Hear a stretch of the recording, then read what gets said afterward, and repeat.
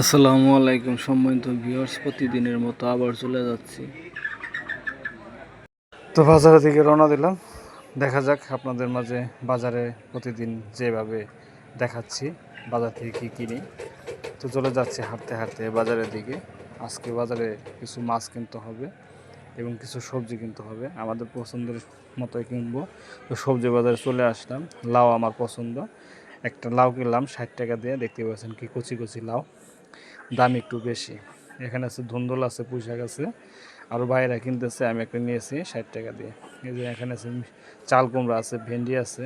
সব সবজির এখন দাম বেশি, বর্ষার শেষের দিকে মাঝের দিকে সব কিছুর দাম বেশি। প্রচুর বৃষ্টি হচ্ছে, সবজি পাওয়া যাচ্ছে না। চলে আসলাম মাছের বাজারে। তো আজকে কি মাছ কিনবো চিন্তা ভাবনা করতেছি। সব সময় খালি পাঙ্গাস মাছটাই বেশি উঠে। এখানে উঠেছে জিওল মাছ, এগুলো সব চাষের মাছ। তো আমি পাঙ্গাস মাছ খাই না, বাড়িতে সবাই খায়। তো সেজন্য একটা পাঙ্গাস মাছ নিয়েছি, 180 টাকা কেজি, 70 টাকা রেখেছে। তো গুড়া মাছ আছে, এই গুড়া মাছগুলো আমার সবচেয়ে ফেভারিট, আমি গুড়া মাছ নিয়েছি। ওই যে পিছনে দেখা যাচ্ছে গুড়া মাছ। অসংখ্য ধন্যবাদ।